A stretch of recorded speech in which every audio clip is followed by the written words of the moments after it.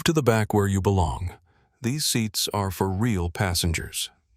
The words cut through the first-class cabin of Premium Airlines Flight 847 like a blade through silk. Victoria Whitmore didn't whisper them. She didn't mumble them under her breath. She declared them with the confidence of someone who had never been told no in her entire privileged life.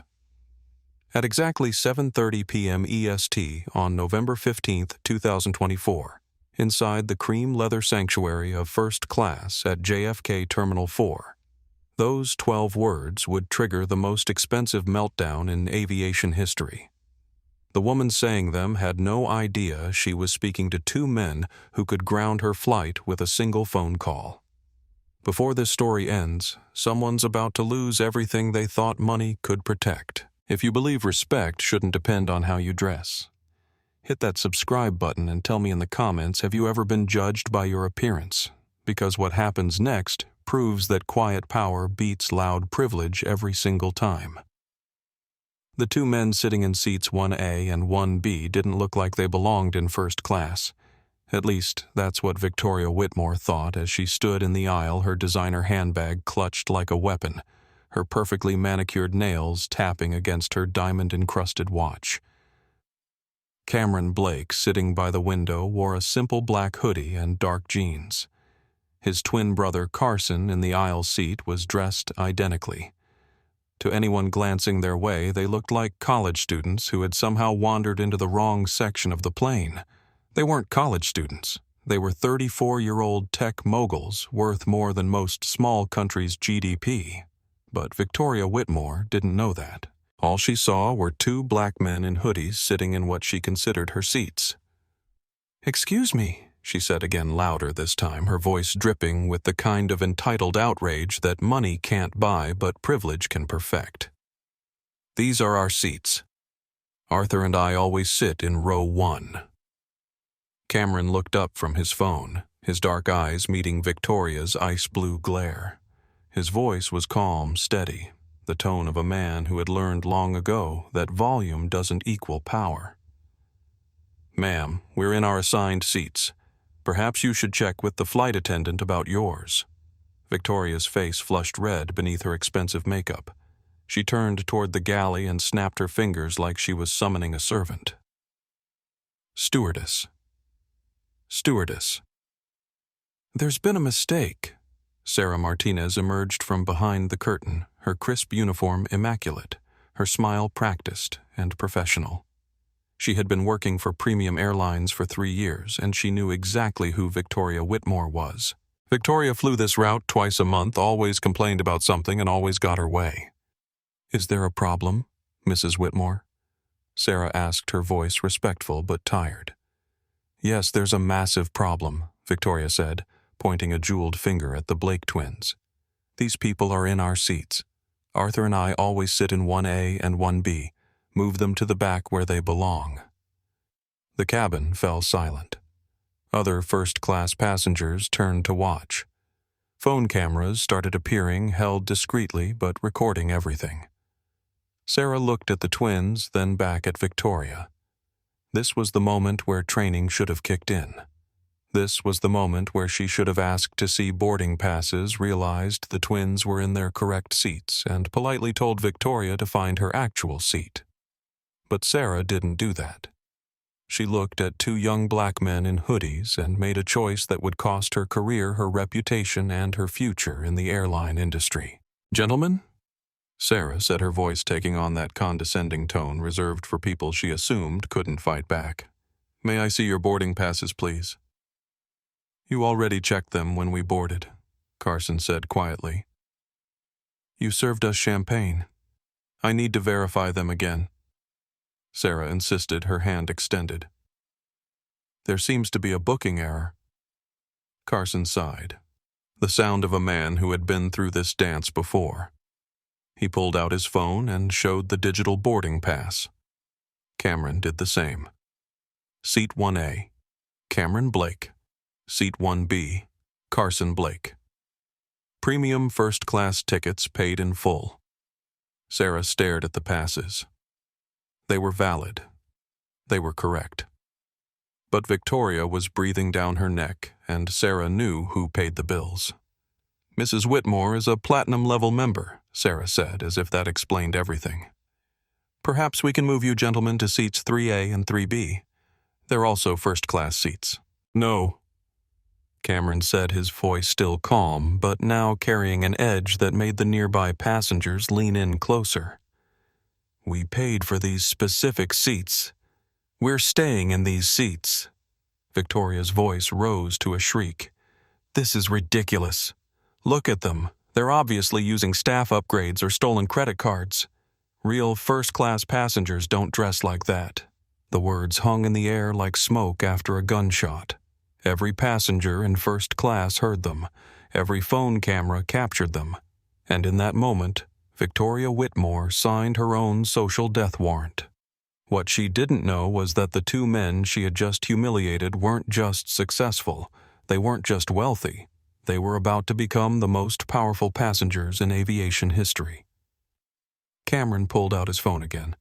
Not to show his boarding pass this time. To make a call that would change everything. To understand what happened next, you need to understand who Cameron and Carson Blake really were. The twins had been born 34 years earlier in a cramped apartment in Detroit, Michigan. Their mother, Gloria Blake, worked 3 jobs to keep food on the table after their father left when they were 5. She cleaned offices at night, worked retail during the day, and did freelance bookkeeping on weekends. Money was always tight. Christmas presents came from the dollar store. School clothes came from thrift shops. But Gloria Blake had one rule that she drilled into her sons from the moment they could understand words. Your circumstances don't define your potential. Your choices do. Cameron and Carson took that lesson to heart. While other kids were playing video games, they were learning to code on a donated computer that barely functioned. While their classmates were hanging out at the mall, they were in the library devouring books about business technology and finance. By 16, they had built their first app, a simple task management tool for students. It made them $500 more money than they had ever seen in one place. By 18, they had full scholarships to MIT. By 22, they had dropped out to start their first company. By 30, they were running Blake Tech Solutions, a cybersecurity firm that protected everything from small businesses to government agencies. Their client list included the Department of Defense, the FBI, and half the Fortune 500. 3 weeks ago, they had closed their biggest deal yet, a $50 million contract to protect the nation's critical infrastructure from cyber attacks. The meeting had taken place in a windowless room in Washington, D.C., with men in dark suits who asked questions about digital warfare and national security. Today, they were flying to London to meet with European clients who wanted the same level of protection. It was supposed to be a quiet flight, a chance to rest and prepare for presentations that could expand their company internationally. Instead, they were sitting in first-class seats they had paid for with their own money, being told they didn't belong there by a woman who had never worked a day in her life.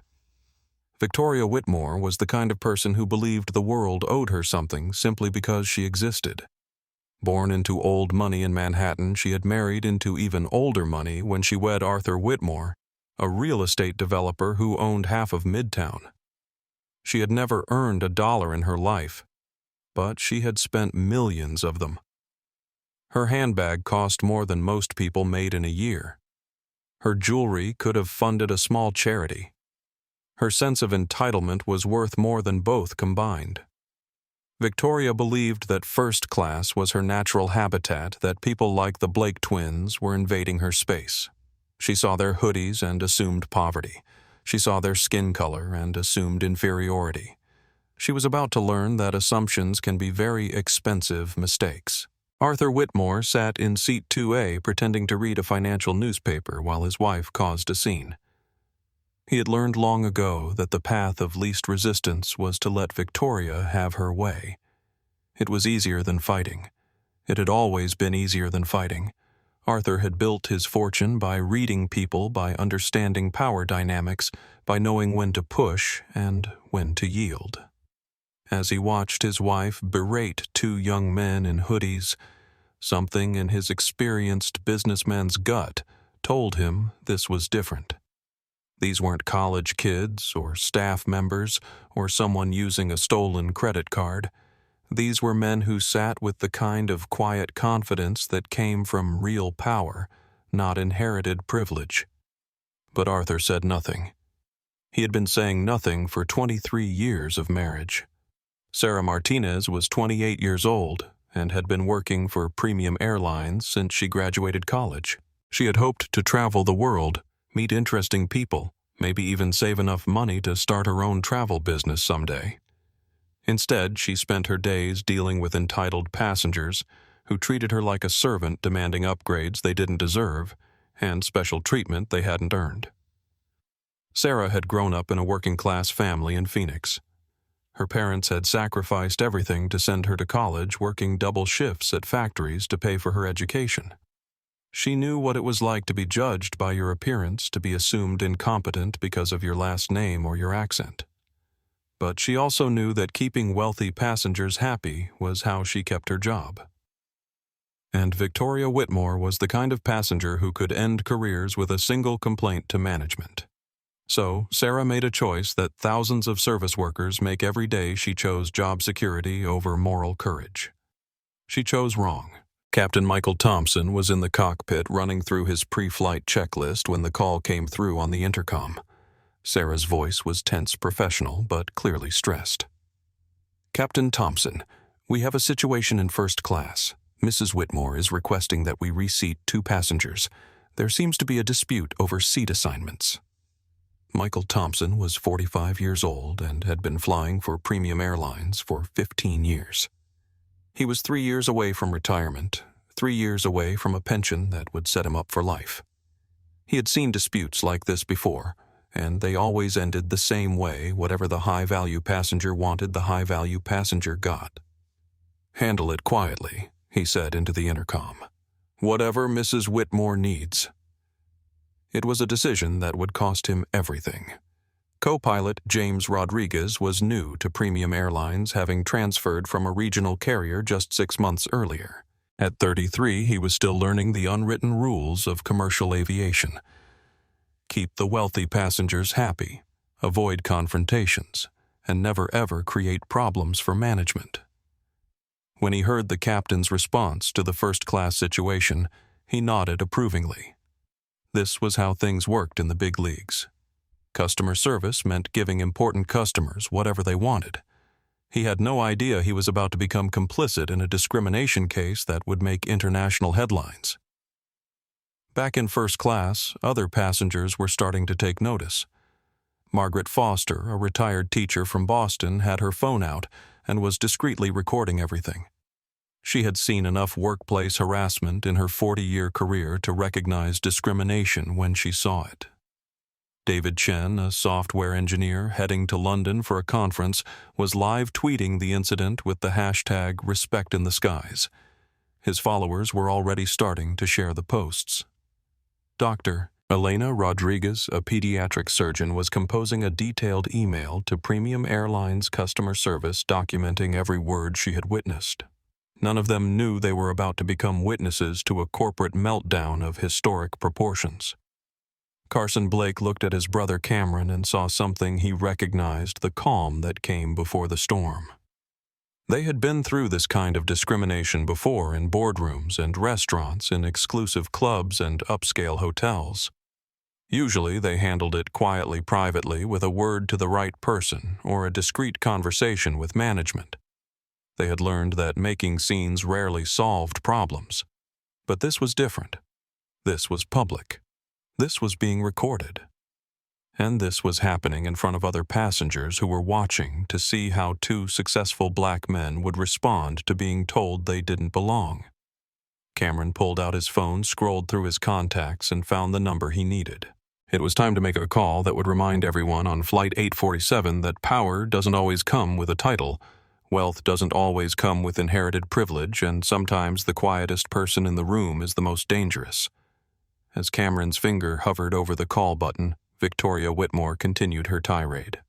Sarah Martinez continued enabling it, and Captain Thompson continued believing he was just managing another routine customer service issue. None of them had any idea that in 30 seconds, The entire balance of power on Flight 847 was about to shift. None of them knew they were about to learn the most expensive lesson of their lives. You know what Victoria Whitmore said, her voice rising to a pitch that could shatter crystal. I don't care what their tickets say. People like this don't belong in first class. They're probably using stolen credit cards or some kind of affirmative action program. The words hung in the recycled air of the cabin like toxic gas. Margaret Foster's hand tightened on her phone. David Chen stopped typing and stared. Dr. Rodriguez's mouth fell open in shock. Cameron Blake's finger stopped hovering over his phone and pressed the call button. Sarah Victoria continued, her voice now loud enough for the entire first-class cabin to hear. I fly this airline twice a month. My husband's company does millions of dollars in business with your parent corporation.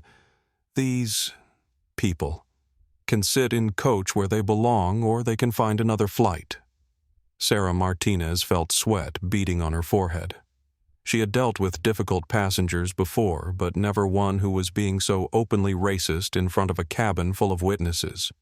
The smart thing would be to defuse the situation, to check seat assignments properly, to follow protocol. But Victoria Whitmore was glaring at her with the kind of fury that came with generational wealth and lifetime entitlement. And Sarah knew that wealthy passengers didn't just complain to management. They complained to ownership. Gentlemen, Sarah said, her voice taking on that overly sweet tone that service workers use when they're about to deliver bad news. I'm sure we can work something out. Perhaps if you'd be willing to move to seats 4A and 4B, I could offer you some additional amenities. No, Carson said, his voice quiet but firm. We paid for these seats. We're staying in these seats. Victoria's face turned a shade of red that clashed violently with her platinum jewelry. This is unacceptable. Arthur, do something? Arthur Whitmore looked up from his newspaper, his face a mask of practiced neutrality. Victoria, perhaps we should just take our actual seats. Absolutely not, Victoria shrieked. I refuse to sit behind them for 7 hours. Look at them, Arthur. They probably smell like... She didn't finish the sentence, but everyone in the cabin knew what she had been about to say. Margaret Foster had heard enough. Excuse me, she said loudly, standing up from her seat in row 3. Ma'am, these gentlemen were here first. They have valid tickets, and you're being completely inappropriate. Victoria whirled around to face this new challenger. Mind your own business, lady. This doesn't concern you. Racism concerns everyone, Margaret said firmly. And that's exactly what this is. Racism. Victoria laughed, a harsh sound like breaking glass. Don't be ridiculous. This is about standards. This is about maintaining the quality of service that first-class passengers expect. David Chen looked up from his phone. I've got the whole thing on video, he announced. This is already going viral. Victoria's eyes went wide. Delete that right now. You can't film me without permission, actually, Dr. Rodriguez interjected from her seat. We're in a public space. He can film whatever he wants. The situation was spiraling out of control, and Sarah Martinez knew it. She pressed the call button for the cockpit. Captain Thompson, we really need you up here. The situation is escalating. In the cockpit, Captain Thompson sighed heavily. Customer disputes were supposed to be handled by flight attendants. He was 3 years from retirement, and all he wanted was quiet flights and satisfied passengers. Rodriguez, you have the pre-flight. I'll be right back. Michael Thompson walked into the first-class cabin and immediately understood why his career was about to end. He could feel the tension in the air, could see phones recording, could sense the viral moment happening in real time. But he was old school. He believed in hierarchy. Wealthy passengers got priority treatment because wealthy passengers kept airlines in business. Ladies and gentlemen, he said, his voice carrying the authority of 15 years in command. I'm Captain Thompson. Let's resolve this quickly and quietly. Cameron Blake looked up at the captain and saw everything he needed to see. This wasn't a man interested in justice or fairness. This was a company man who would prioritize profit over principle. Captain Cameron said calmly, "We have valid tickets for seats 1A and 1B. We've been seated for 15 minutes without incident. This woman is demanding we move because she doesn't think we belong here." Thompson looked at Victoria, then at the twins.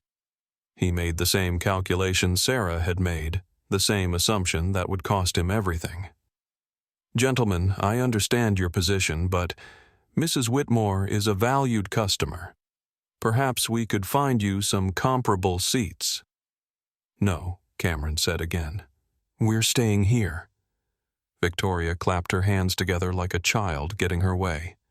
Finally, someone with sense. "Captain, I want them removed from this flight entirely. They're being disruptive." Thompson's jaw tightened.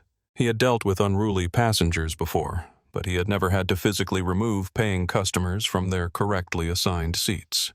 Still, he knew which side his bread was buttered on. "Sir," he said to Cameron, "I'm going to ask you one more time to voluntarily move to different seats. If you refuse, I'll have to call airport security." The cabin fell completely silent. This was it. This was the moment that would define everything that came next.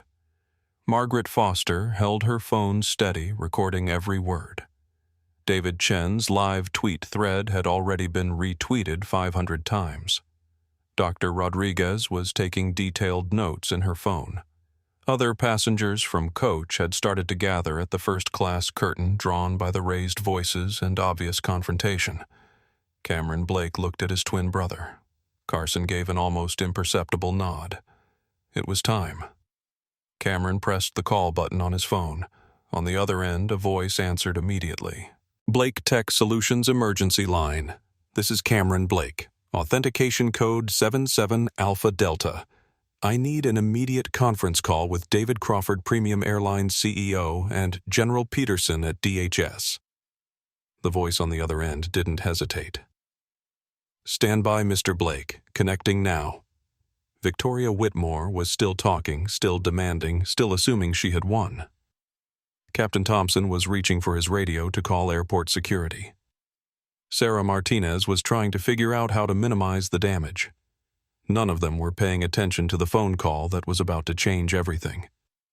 "Mr. Blake." The voice on the phone was crisp, professional, and immediately recognizable to anyone who followed aviation news. "This is David Crawford, Premium Airlines CEO. I have General Peterson from Homeland Security on the line. What's the nature of your emergency?" Cameron put the phone on speaker. His voice was calm, professional, and loud enough for everyone in first class to hear. "Mr. Crawford, General Peterson. I'm currently on Premium Airlines Flight 847 at JFK scheduled for London. My brother and I are being threatened with removal from our paid first-class seats by your captain because a passenger has complained that we don't look like we belong in first class." The silence that followed was deafening. Victoria Whitmore's mouth fell open. Captain Thompson went pale. Sarah Martinez actually took a step backward. Mr. Blake David Crawford's voice came through the speaker, tense and horrified. "Can you repeat that? Your flight crew is threatening to call security to remove 2 black passengers from their correctly assigned seats because a white passenger doesn't think we belong in first class. The entire incident has been recorded and is currently going viral on social media." General Peterson's voice cut in sharp and military precise. "Captain Thompson, this is General Peterson, Department of Homeland Security. You will stand down immediately. The Blake brothers are federal contractors with Alpha-level security clearance. Any interference with their travel could be considered a matter of national security." The color drained completely from Thompson's face. "Sir, we were just trying to. You were discriminating against passengers?" Crawford's voice snapped through the speaker. "Mr. Blake, on behalf of Premium Airlines, I offer my complete apology. Captain Thompson, you are relieved of duty immediately. Ms. Martinez, you are terminated effective now. Security will escort you both from the aircraft." Victoria Whitmore finally found her voice. "Wait, what? Who are these people I demand to speak to someone in charge?" Cameron looked at her calmly. Ma'am, you just did. You're speaking to the CEO of the airline and a Department of Homeland Security General. You demanded to know who we are. We're Cameron and Carson Blake of Blake Tech Solutions. We provide cybersecurity for the federal government. We also happen to own a significant stake in Meridian Holdings' Premium Airlines parent company. The revelation hit the cabin like a physical blow. Margaret Foster actually gasped out loud. David Chen's fingers flew over his phone keyboard. Dr. Rodriguez shook her head in amazement. Victoria Whitmore staggered backward, bumping into her husband's seat. That's impossible. You're black men in hoodies, Carson said quietly. Yes, we are. We're also your company's shareholders. We're also the people you just spent 20 minutes trying to humiliate based on our appearance. Arthur Whitmore buried his face in his hands. 23 years in business had taught him to recognize power when he saw it, and he had just watched his wife declare war on some of the most powerful men in America. David Crawford's voice cut through the stunned silence. Mr. Blake, what would you like us to do? Cameron looked around the cabin at the faces staring back at him. Fear, shame, shock, and in Margaret Foster's case, fierce pride. We'd like to fly to London, he said simply, in the seats we paid for, without further harassment. Done, Crawford said immediately. Captain Rodriguez, you're now acting captain. A new flight crew is being dispatched to replace the terminated staff. Mr. Blake, your flight will be delayed approximately 30 minutes while we sort this out. Cameron ended the call and slipped his phone back into his pocket. The first-class cabin was so quiet you could hear the air conditioning humming. Victoria Whitmore was still standing in the aisle, her designer handbag clutched against her chest like armor that had already failed. Her face was white beneath her makeup and her hands were visibly shaking. You can't do this, she whispered. Arthur has connections. We have lawyers. You can't just... Ma'am, Cameron said gently. We just did. The silence in the first-class cabin stretched like a held breath. Victoria Whitmore stood frozen in the aisle, her perfectly manicured world crumbling around her designer shoes. Captain Thompson stared at the Blake twins as if they had just materialized from another dimension. Sarah Martinez was the first to move, reaching for her bag with trembling hands. I need to collect my things, she stammered. No, Cameron said quietly. You need to understand what just happened here. He stood up slowly, his 6'2" frame unfolding from the leather seat like controlled power. Carson remained seated, but his presence was equally commanding. Ms. Martinez. Cameron continued, his voice carrying the calm authority of someone accustomed to boardrooms and government briefings. In the last 20 minutes, you made a series of choices. You chose to believe that two black men in casual clothes couldn't possibly belong in first class. You chose to enable discrimination rather than do your job professionally.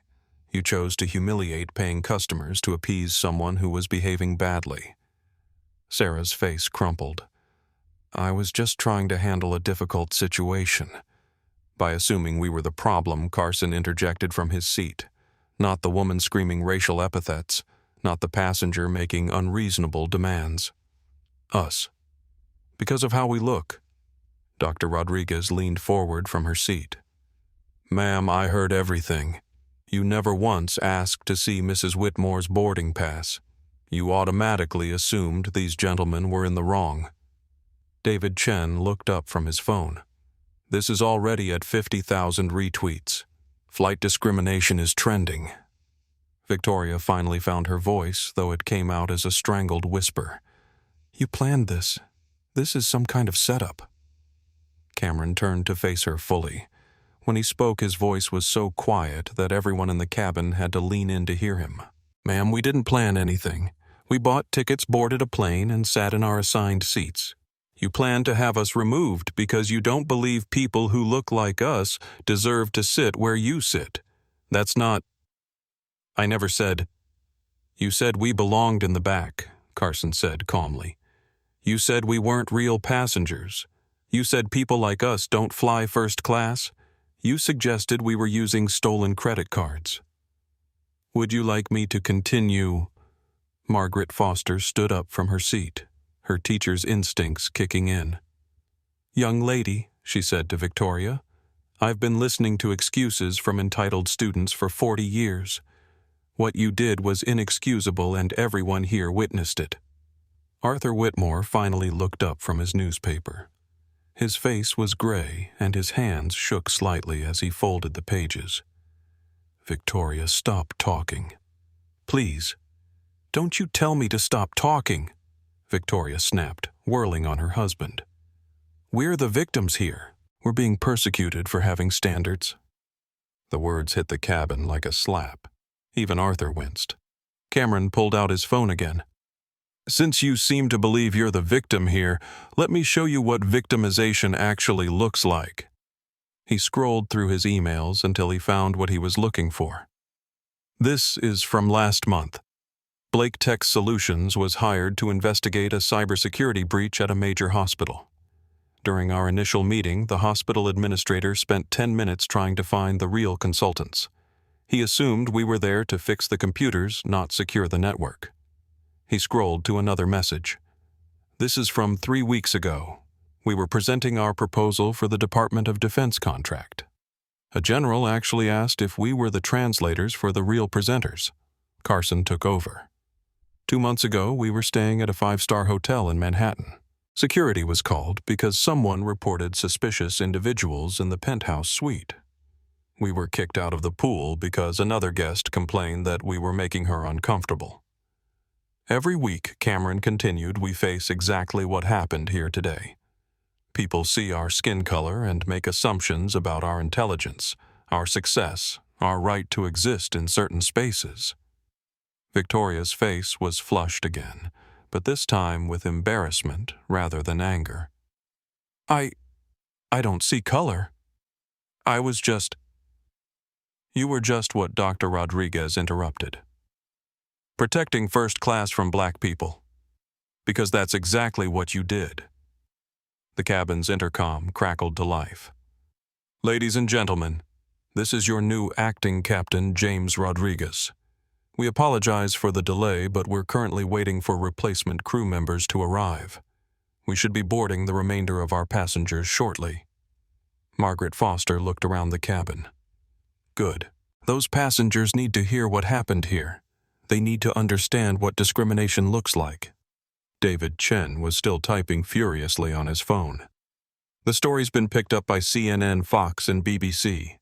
There's already a hashtag movement calling for airline industry reform. Victoria grabbed Arthur's arm. Do something. Call your lawyer. This is defamation. Arthur pulled his arm away gently but firmly. Victoria, I've been in business for 30 years. I know when I'm looking at real power, and I know when someone has just made a catastrophic mistake. You embarrassed these gentlemen, you embarrassed me, and you embarrassed yourself. Our lawyers can't fix this. Cameron's phone buzzed. He glanced at the screen and smiled slightly. That was our publicist. Blake Tech Solutions stock is up 8% on the news. Apparently, investors appreciate seeing leadership that handles discrimination with grace rather than retaliation. Retaliation? Victoria sputtered. You got people fired. Carson stood up to join his brother. Ma'am, we didn't get anyone fired. Your behavior got people fired.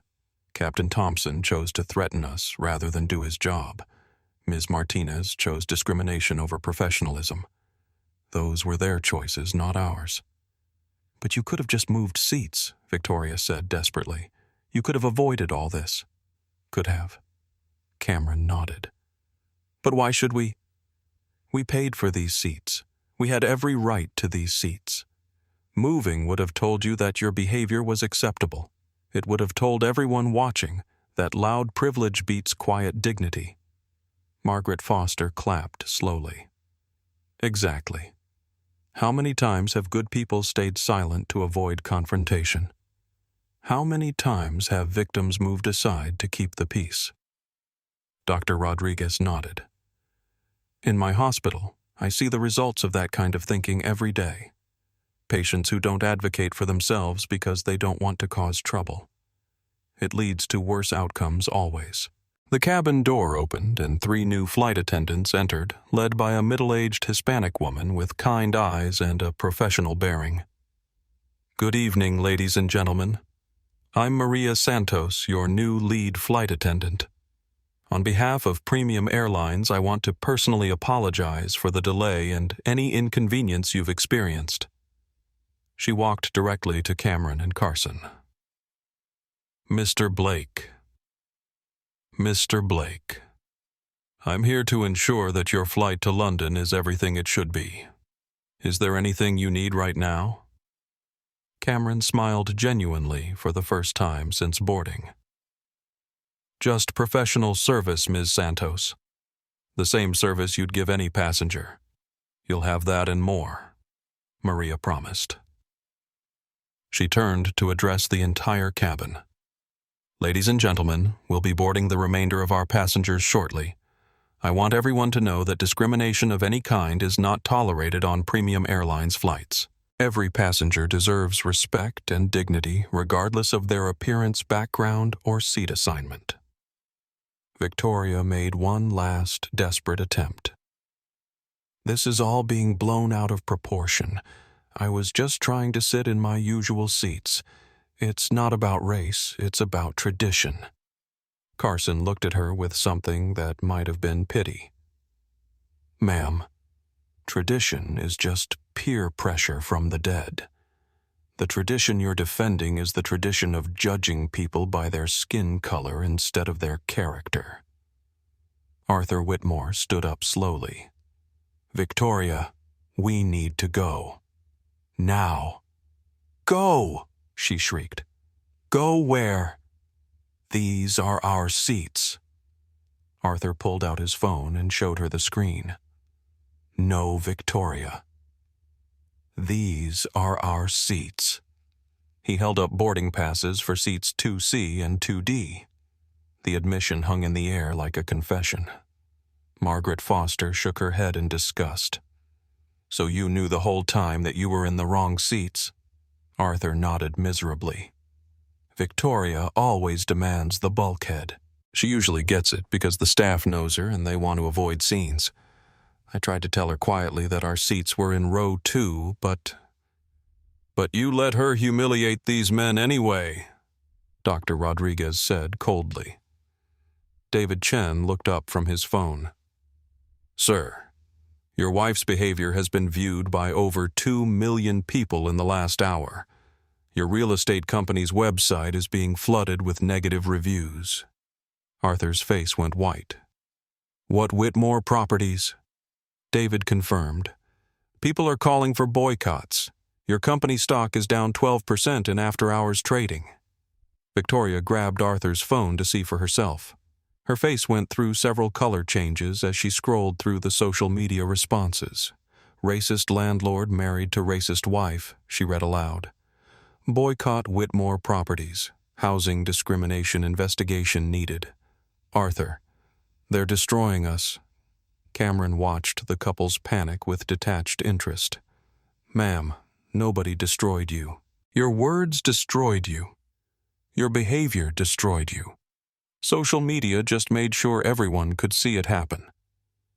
Maria Santos returned with a tablet in her hand. Mr. and Mrs. Whitmore, I need to inform you that Premium Airlines is conducting a full investigation into this incident. We'll need your contact information for follow-up. Victoria looked around the cabin desperately. This isn't fair. We're victims too. We're being cyberbullied. Margaret Foster had heard enough. Ma'am, you are not the victim.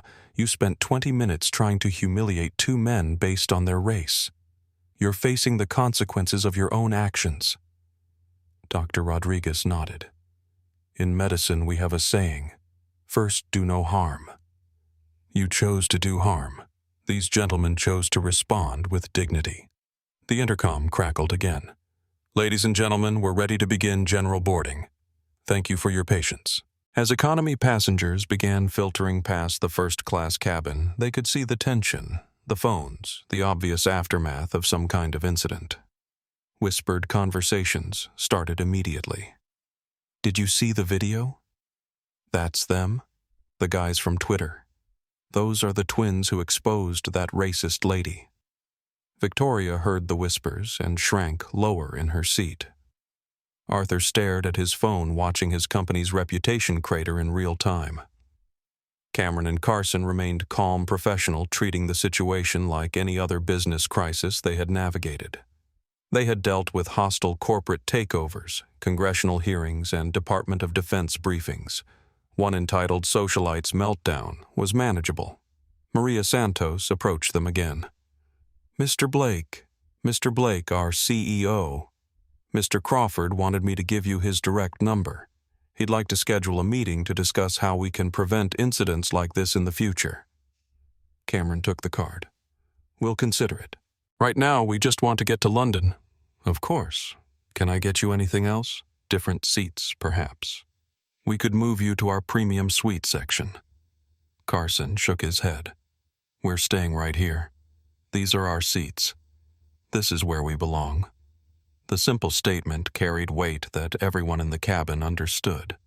It wasn't just about airplane seats. It was about the right to exist in any space without having to justify that existence. Victoria made one final attempt to salvage her dignity. You know, in Europe, people will understand. Americans are so sensitive about everything. Europeans have real class consciousness. Margaret Foster actually laughed out loud. Ma'am, you're about to find out that racism isn't any more acceptable in London than it is in New York. She was right. David Chen's live updates had already been picked up by British media. The story was trending in London, Paris, and Berlin. By the time Flight 847 landed, the Blake twins would be international symbols of dignity in the face of discrimination. But Victoria Whitmore would be something else entirely. As the last economy passengers boarded and found their seats, the first-class cabin settled into an uneasy quiet. The immediate confrontation was over, but the consequences were just beginning. Cameron looked out the window at the lights of JFK, then at his brother. They had handled the situation exactly as their mother had taught them, with intelligence, dignity, and unshakable confidence in their own worth. They had won more than just the right to keep their seats. They had won something much more valuable, the respect of everyone who witnessed how they chose to fight. And Victoria Whitmore had lost something much more expensive than money: her reputation, her social standing, and her comfortable position at the top of a world that was rapidly changing around her. The plane pushed back from the gate carrying its passengers toward London. But for some of them, the journey would end very differently than they had planned. As Flight 847 lifted off from JFK, the real fallout was just beginning. David Crawford, CEO of Premium Airlines, was in his Manhattan office at 9:30 p.m., frantically working phones while his crisis management team assembled around a conference table. How bad is it? Crawford asked his head of communications, Janet Walsh. Janet looked up from her laptop, her face grim. Sir, we're at 15 million views across all platforms. The hashtag Respect in the Skies is trending globally. We're getting calls from CNN, BBC, 60 Minutes, and The View. Someone leaked audio of your conversation with the Blake brothers. Crawford's jaw tightened. What kind of audio? Everything.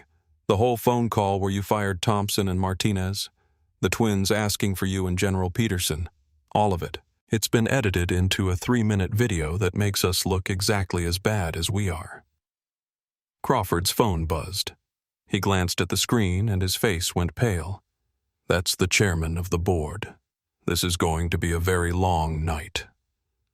Meanwhile, in the air above the Atlantic, the atmosphere in first class had shifted dramatically.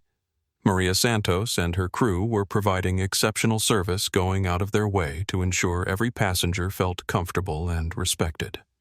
Margaret Foster had moved to the empty seat next to Carson, engaging him in conversation about his company and the importance of standing up to discrimination. Dr. Rodriguez was discussing cybersecurity in healthcare with Cameron. David Chen was documenting the changed atmosphere, contrasting it with the earlier hostility. Victoria Whitmore sat in sullen silence, scrolling through her phone with increasing horror. The social media response was unlike anything she had ever experienced. "Look at this," she whispered to Arthur, showing him her phone. "Someone found our address. They're posting photos of our building. They're calling me the first-class Karen and you the enabler husband." Arthur was reading his own phone, his face growing grayer by the minute. "Victoria, we have bigger problems. 3 of our major clients just sent emails asking for emergency meetings. The Hamptons Country Club is reviewing our membership status. Your charity board is meeting tomorrow to discuss your position." Victoria's voice rose to a whisper shriek. "This is insane. All I did was ask for my usual seats." "No," Arthur said firmly, surprising everyone within earshot. "What you did was humiliate 2 successful men because they're black.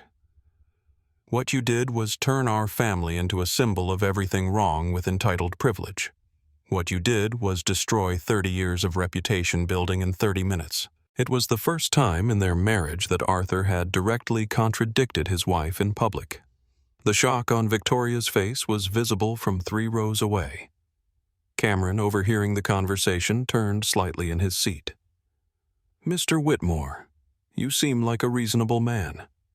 Why didn't you stop this before it escalated?"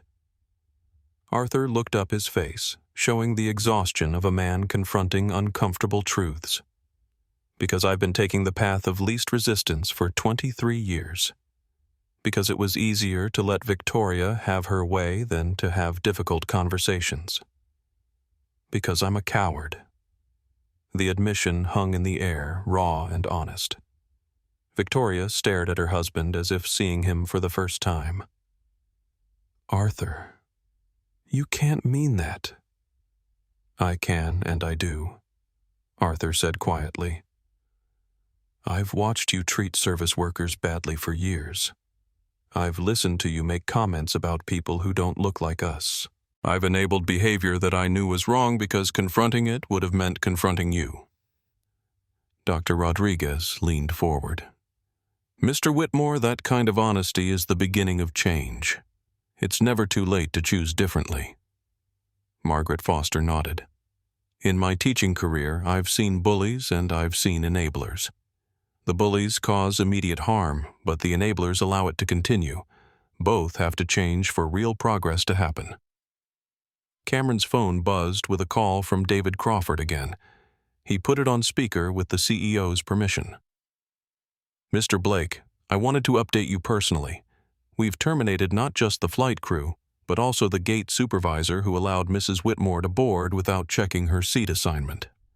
We're implementing new training protocols immediately." "What kind of training?" Carson asked. "Unconscious bias training for all customer-facing staff. De-escalation techniques that don't involve automatically siding with aggressive customers, and clear protocols for handling discrimination complaints that prioritize passenger rights over customer preferences." Victoria couldn't help herself. "What about our rights?" "We're customers too." Crawford's voice came through clearly. "Ma'am, you have the right to fly with dignity and respect. You do not have the right to discriminate against other passengers. Those aren't the same thing."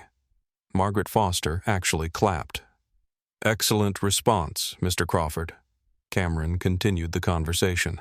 "Mr. Crawford, we appreciate the immediate action, but we're interested in deeper changes. This incident highlights problems that go beyond one flight crew." "We're listening," Crawford said immediately. Carson pulled out his tablet and began reading from notes they had prepared during the flight. "Industry-wide airline staff receive minimal training on handling discrimination. Customer service policies often prioritize appeasement over equality. There's no standardized reporting structure for bias incidents. We'd like to propose a partnership," Cameron added. "Blake Tech Solutions specializes in ethical auditing.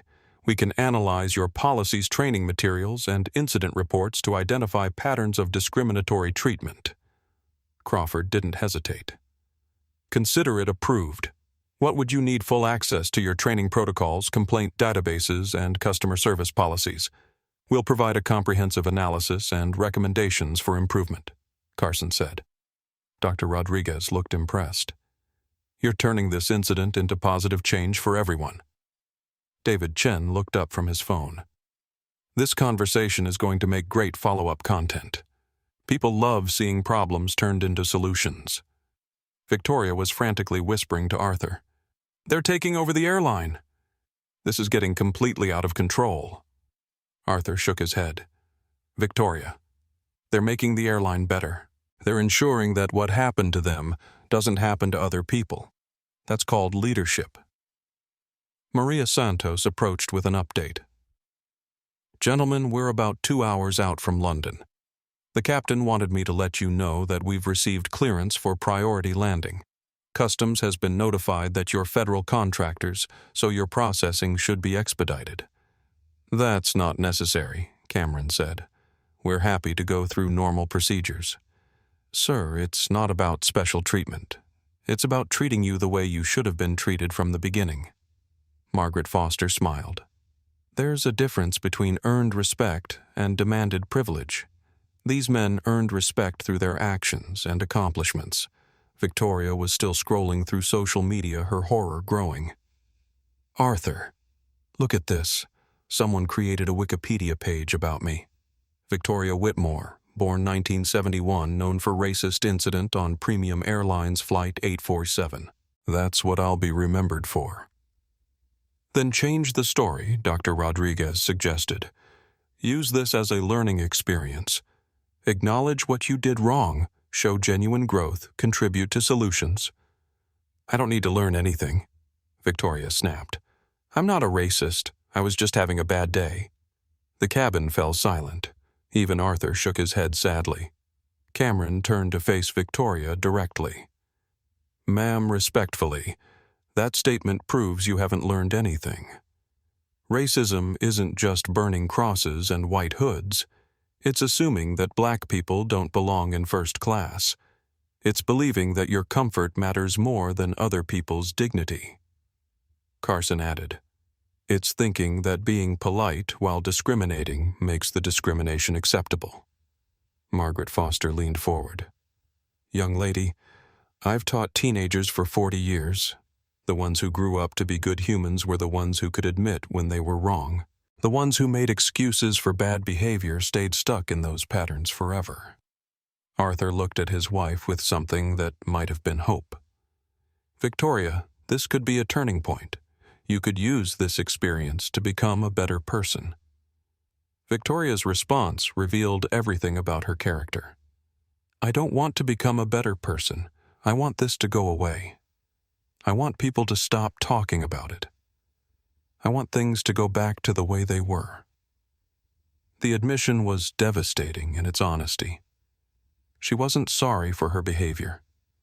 She was sorry for the consequences. Cameron and Carson exchanged a look that communicated volumes. This was exactly the kind of privileged thinking they fought against every day in boardrooms and government meetings. David Chen's phone buzzed with breaking news alerts. Oh, this is interesting, Mrs. Whitmore. 3 of your husband's business partners just issued public statements distancing themselves from discriminatory behavior and outdated attitudes. Arthur looked at the messages on his own phone and quietly began calculating the financial damage. Contracts canceled, partnerships dissolved, reputation destroyed. Victoria's 30-minute tantrum was going to cost them millions. The intercom crackled with the captain's voice. Ladies and gentlemen, we're beginning our descent into London Heathrow. Please return to your seats and prepare for landing. As the plane descended through the clouds, Cameron reflected on the journey. They had boarded in New York as successful but private businessmen.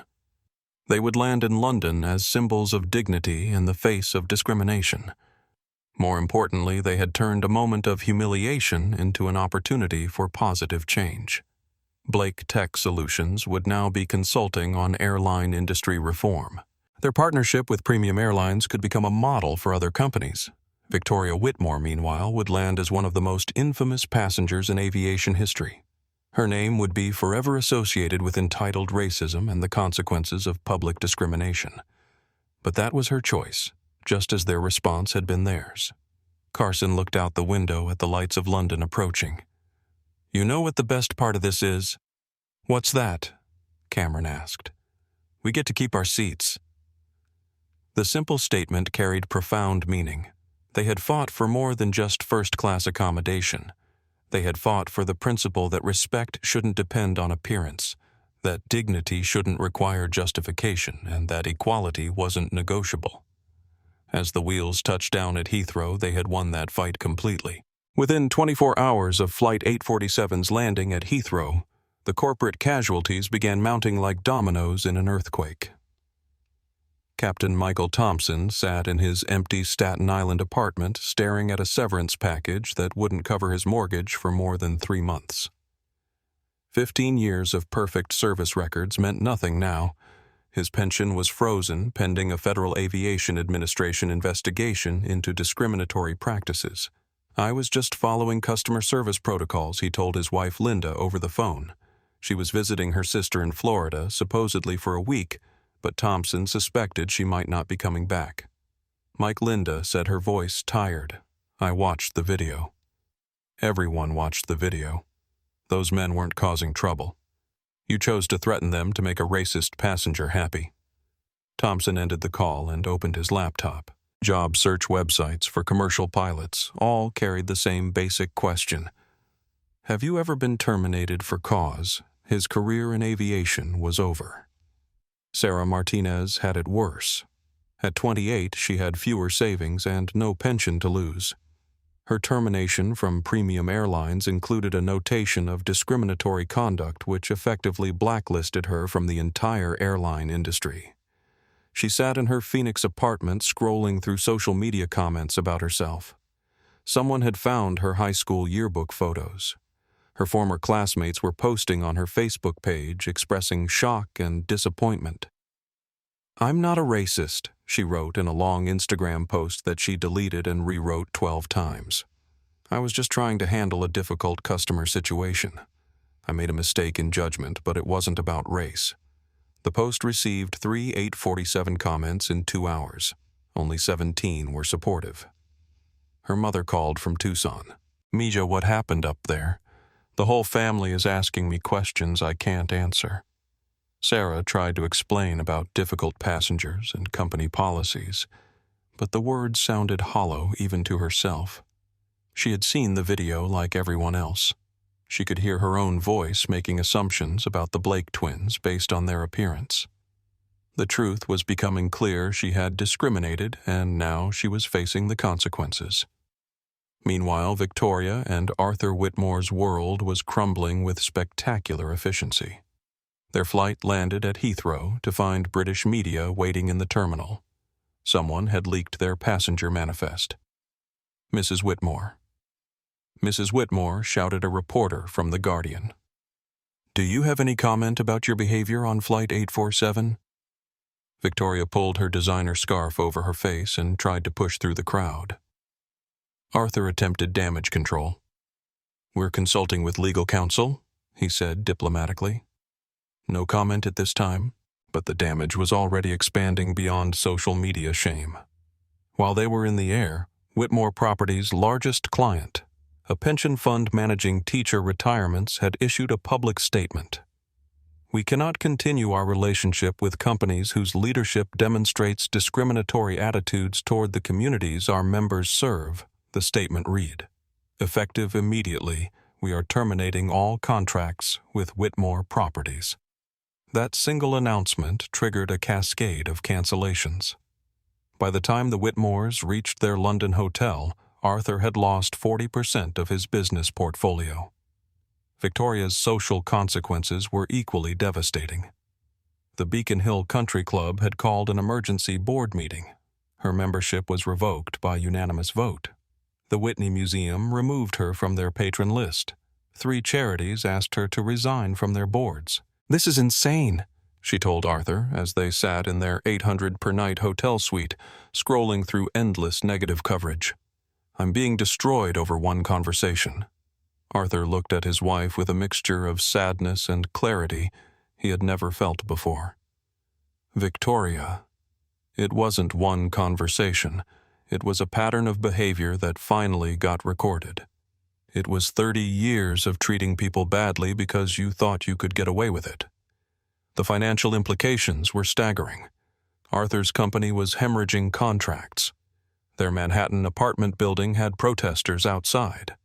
The Hampton house was being vandalized. Their net worth was dropping by millions per day. But the personal cost was higher. Their daughter Madison called from Stanford crying, "Mom, my friends won't talk to me. My sorority is having meetings about distancing from problematic families. I can't show my face on campus." "How could you do this?" Victoria tried to explain, to justify, to minimize. Madison hung up. Their son Arthur Jr., working at Goldman Sachs, sent a text message. "Dad HR wants to meet with me tomorrow. They're concerned about reputational risk to the firm. I might lose my job because of what Mom did." The cascade of consequences was relentless and accelerating. Back in London, Cameron and Carson Blake were experiencing a very different kind of attention. Their hotel, the Savoy, had upgraded them to the Royal Suite without being asked. The concierge personally ensured their every need was met. Mr. Blake, the hotel manager said during a private meeting, "We want you to know that the Savoy has always prided itself on treating every guest with equal respect and dignity. Your experience on Flight 847 is exactly the kind of discrimination we work to prevent." Cameron smiled. "We appreciate that. Honestly, we just want to complete our business meetings and return home without incident. Their client meetings were becoming victory laps. European companies were eager to associate with Blake Tech Solutions, seeing the twins as symbols of grace under pressure and principled leadership." "Your handling of that situation," said Klaus Weber, CEO of a major German technology firm, "showed exactly the kind of character we want in our cybersecurity partners. If you can handle racist passengers with that kind of dignity, you can certainly handle digital threats with professionalism." The Blake twins' business was booming. Their stock price had increased 34% since the incident. New client inquiries were flooding in from around the world. But they weren't celebrating. During a quiet dinner at their hotel, Carson raised the bigger picture. "You realize what this means?" he asked his brother. "That standing up to discrimination pays off more than that. We're proof that the old systems are breaking down. 30 years ago, Victoria Whitmore would have gotten her way. We would have been removed from that flight, and nobody would have cared. Social media and camera phones have changed the power balance." Cameron nodded. "But we were also lucky. We had the resources to fight back. We owned stock in the airline. We had government connections. What about the passengers who don't have those advantages?" It was a sobering thought. Their victory was meaningful, but it was also the result of privilege, even if it was earned privilege rather than inherited privilege. They decided to use their platform responsibly. The next morning, they held a press conference at the American Embassy in London. British media packed the room along with representatives from major American networks broadcasting live. "We want to be clear," Cameron began, "that what happened to us on Flight 847 wasn't unique. Discrimination in travel hospitality and customer service happens every day to people who don't have the resources or platform to fight back." Carson continued, "We're announcing the Blake Foundation, dedicated to providing legal and financial support to victims of discrimination who can't afford to seek justice on their own. We're also expanding our consulting work," Cameron added, "to help companies identify and eliminate discriminatory practices before they become public relations disasters." The press conference was carried live around the world. The message was clear: their victory wasn't just personal, it was the beginning of a broader movement for change. Meanwhile, Premium Airlines was implementing emergency reforms. David Crawford had assigned his entire executive team to develop new policies and training programs. "I want a complete overhaul," he told his staff. customer service protocols that prioritize fairness over appeasement, training programs that teach staff to handle difficult passengers without discriminating against other passengers, and a zero-tolerance policy for bias in any form. The industry was watching. Other airlines began preemptively updating their own policies, not wanting to face the same kind of public relations catastrophe. The Federal Aviation Administration announced new guidelines requiring bias training for all commercial airline personnel. Congress scheduled hearings on discrimination in air travel. Victoria Whitmore's 30-minute tantrum had triggered industry-wide reform. But for Victoria herself, the consequences kept multiplying. Her book club expelled her. Her tennis club revoked her membership. Former friends stopped returning her calls. She hired a crisis management firm for $50,000 per month, but their advice was brutal. The only way to rehabilitate your reputation is through genuine acknowledgement of wrongdoing and sustained charitable work. You need to show real change, not just public relations spin. Victoria fired them after one meeting. She wasn't interested in becoming a better person. She wanted her old life back, and she was learning that some damage can't be undone. Arthur, meanwhile, was quietly consulting with divorce attorneys. 23 years of enabling his wife's behavior had cost him his business, his reputation, and his relationship with his children. The price of staying silent had finally become too high to pay. As the first week ended, the contrast was stark. The Blake twins were building on their moment of injustice to create lasting positive change. Victoria Whitmore was discovering that privilege without character is a house of cards in a hurricane. The consequences were only beginning. 3 months after Flight 847, the changes were visible everywhere. Premium Airlines had become the industry leader in anti-discrimination training. Their new protocols, developed in partnership with Blake Tech Solutions, were being adopted by airlines worldwide. Customer satisfaction scores had increased 23% as passengers responded positively to staff who were trained to treat everyone with consistent respect. David Crawford stood before the International Air Transport Association in Geneva, presenting the Premium Airlines model to executives from around the globe. The Blake incident taught us that doing the right thing isn't just morally correct, he explained to the packed auditorium. It's good business. Our stock price is at an all-time high. Customer complaints are down 67%, and we've had 0 discrimination incidents since implementing our new training. In the audience, representatives from Lufthansa, British Airways, and Delta took careful notes. The Premium Airlines approach was becoming the gold standard, Crawford continued. The key insight is that customer service doesn't mean giving every customer everything they want. It means treating every customer with professional respect while maintaining consistent policies for everyone. The Blake Foundation had processed over 400 cases of travel discrimination in its first 3 months. Their legal team had won settlements totaling $2.3 million for victims who previously had no recourse. Cameron Blake spoke at Harvard Business School about the intersection of business success and social responsibility. People often assume that standing up to discrimination will hurt your career, he told the MBA students. In our experience, the opposite is true. Companies want to work with partners who demonstrate character under pressure. Carson was testifying before a House Transportation Subcommittee about discrimination in commercial aviation. The technology exists to record these incidents, he told the congressman. The legal framework exists to address them. What was missing was the will to act. That's changing. The twins had leveraged their moment of humiliation into a platform for change that was affecting millions of travelers. But the human cost of that change was playing out very differently for different people. Michael Thompson had moved to Florida, where he was working as a flight instructor at a small regional airport. The pay was 1/3 of what he had made as a commercial pilot, and the work was far less prestigious. I learned something important, he told a reporter from Aviation Week who was writing a follow-up story.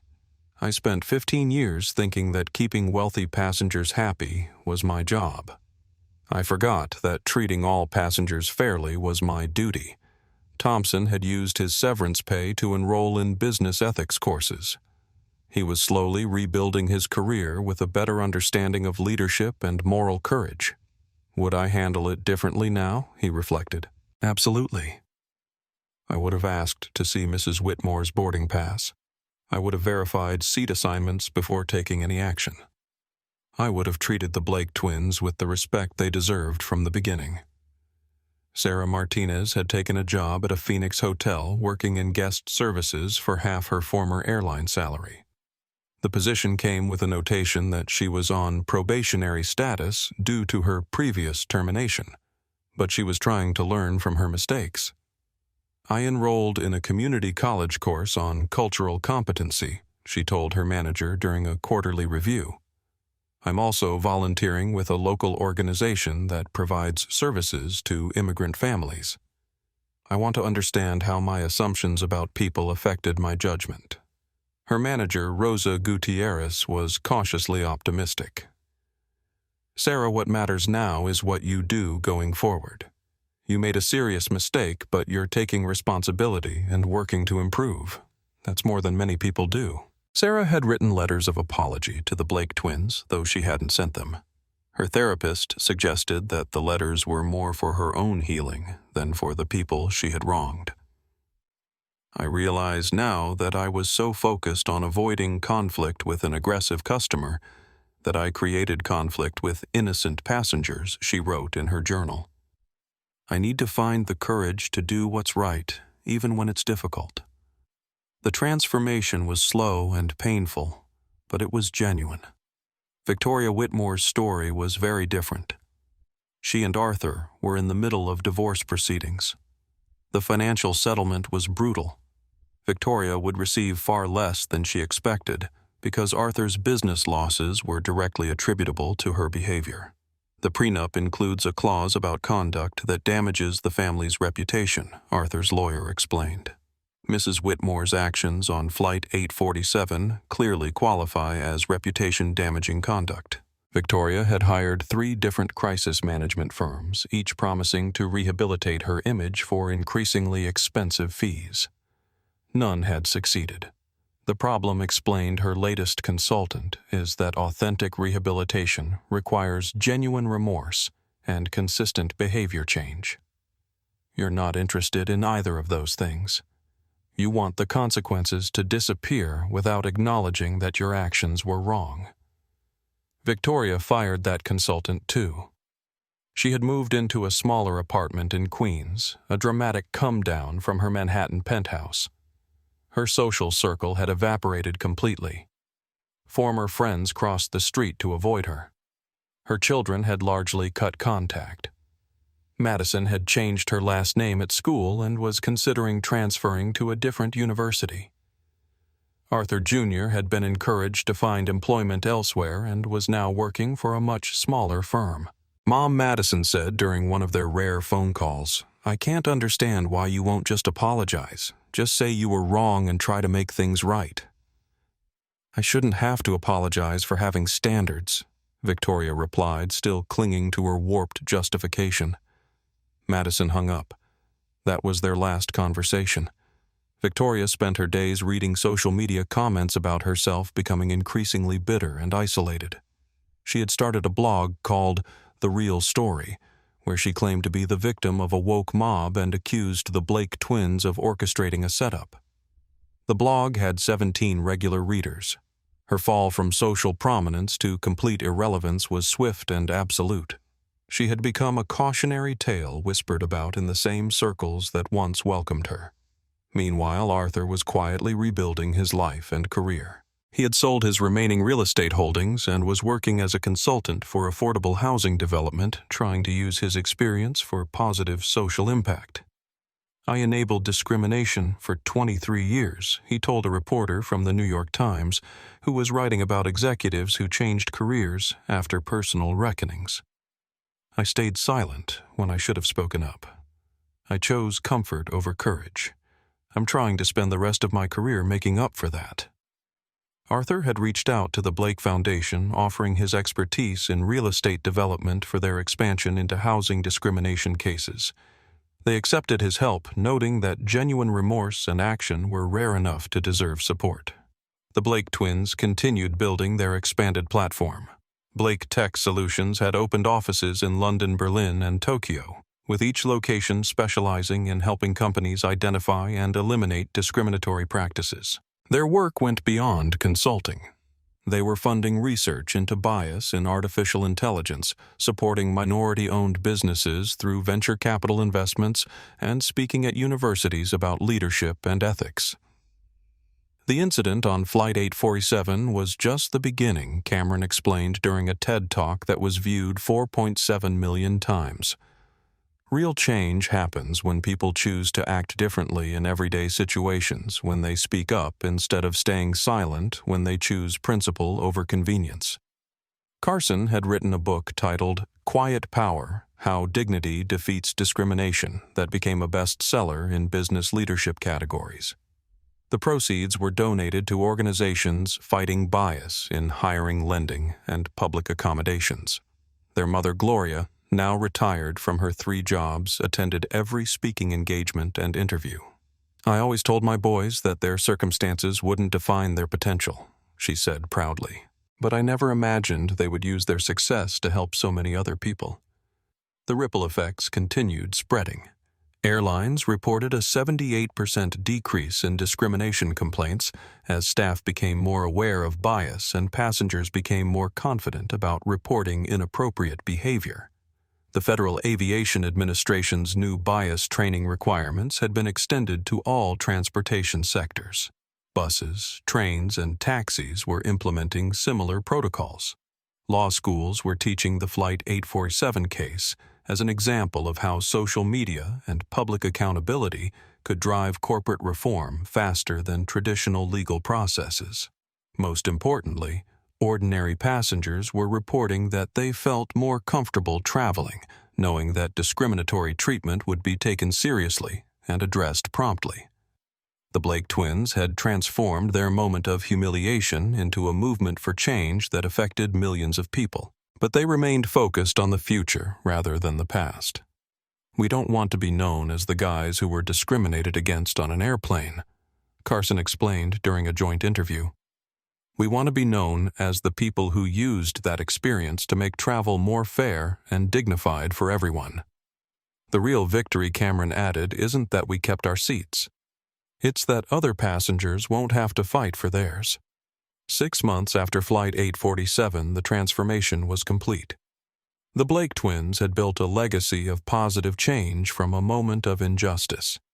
Premium Airlines had become an industry leader in ethical treatment of passengers.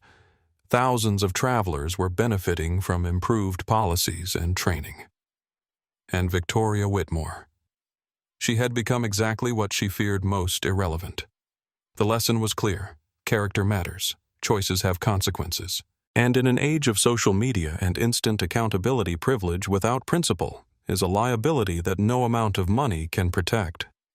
1 year later, Cameron and Carson Blake were back on a Premium Airlines flight, same route, same seats, 1A and 1B. But everything else had changed. Maria Santos, now promoted to Regional Director of Customer Experience, personally greeted them at the gate.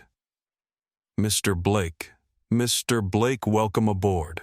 It's an honor to have you flying with us again." The service was exceptional, but not because they were celebrities or shareholders. It was exceptional because Premium Airlines had trained every staff member to provide that level of service to every passenger. As they settled into their familiar seats, Cameron noticed a young black woman in business attire being welcomed warmly by the flight crew. No questions about her ticket validity. No assumptions about her right to be there. Just professional, respectful service. "That's why we did this," he said quietly to his brother. Carson nodded, watching a Hispanic family with small children being helped to their seats with patience and kindness. She won't have to fight for respect. Her children will grow up expecting to be treated with dignity. The flight was smooth, efficient, and utterly normal. Which was exactly the point. During the meal service, Cameron's phone buzzed with a text from their mother. "Watching your interview on CNN. So proud of my boys for choosing grace over revenge." Love, Mom. They had appeared on CNN's anniversary special about Flight 847, reflecting on how the incident had changed the travel industry. The segment ended with footage of Premium Airlines' new training center, where every employee learned about bias, dignity, and the importance of treating all passengers with equal respect. Dr. Rodriguez, the pediatric surgeon who had witnessed the original incident, was now on the Blake Foundation's medical advisory board, helping them address discrimination in healthcare settings. Margaret Foster, the retired teacher, had become a volunteer trainer for the foundation, teaching bias recognition to service industry workers. Even David Chen, the software engineer who had live-tweeted the incident, was working with Blake Tech Solutions on a new app that allowed travelers to report discrimination incidents in real time. The community of witnesses had become a community of advocates.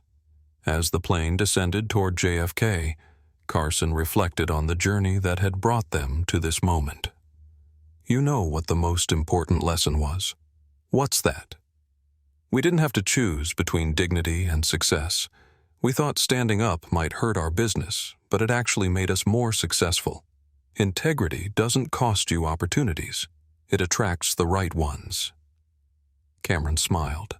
And we learned that individual moments of courage can create change. One phone call, one decision to stand our ground, one choice to respond with grace instead of anger. It rippled out to affect millions of people. The plane touched down at JFK, completing the circle. They were back where it all started, but they were different men in a different world. As they gathered their bags and prepared to leave, Maria Santos made one final announcement over the intercom.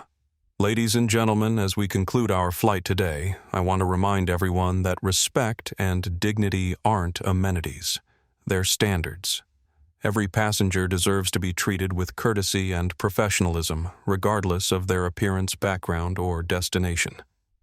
Thank you for flying Premium Airlines, where every seat is a first-class seat when it comes to human dignity. The passengers applauded spontaneously, not for the Blake twins, but for the idea that fairness and respect had become the norm rather than the exception. Walking through JFK Terminal 4, they passed a wall display showcasing Premium Airlines' commitment to equality and inclusion. A photo from their original press conference was prominently featured with the caption, "When passengers stand up for what's right, airlines rise to meet the standard." Cameron and Carson exchanged a look and smiled. They hadn't set out to change an industry. They had simply refused to accept discrimination as the price of peace. "The next flight we take?" Carson said as they reached the exit. "I want it to be boring. Just two guys in hoodies sitting in seats they paid for, treated like every other passenger." Exactly. They walked out into the New York evening knowing that tomorrow there would be other flights, other passengers, and other opportunities for people to choose between character and convenience. But tonight they could rest knowing they had made the right choice. They hadn't won by shouting louder or fighting harder. They had won by standing firm in their dignity and responding to hatred with grace. Most importantly, they had proven that justice doesn't require revenge, that change doesn't require anger, and that the most powerful response to discrimination is simply being who you are and refusing to accept less than you deserve. In the end, Victoria Whitmore had been right about one thing: there were standards to maintain. But those standards weren't about keeping certain people out of first class. They were about ensuring that everyone was treated with first-class dignity. Cameron and Carson Blake had helped the world understand the difference, and that made all the difference in the world. If this story moved you, I want you to do 3 things right now. First, hit that subscribe button, because stories like this need to be told, and your subscription helps us reach more people who need to hear them. Second, give this video a like to show that you believe in treating everyone with dignity and respect, regardless of how they look or dress. And third, share this video with someone who needs to be reminded that standing up for what's right isn't just the moral choice. It's the choice that creates real change in the world. Tell me in the comments, have you ever witnessed discrimination or been discriminated against yourself? How did you handle it? Your story could inspire someone else to find their courage. Because sometimes It only takes one person standing up to change everything. The Blake twins proved that quiet strength defeats loud prejudice every single time. Don't forget to ring that notification bell so you never miss our latest stories of justice, dignity, and the power of doing what's right. Until next time, remember your voice matters. Your dignity is non-negotiable, and sometimes the person sitting next to you might just be the one who changes the world.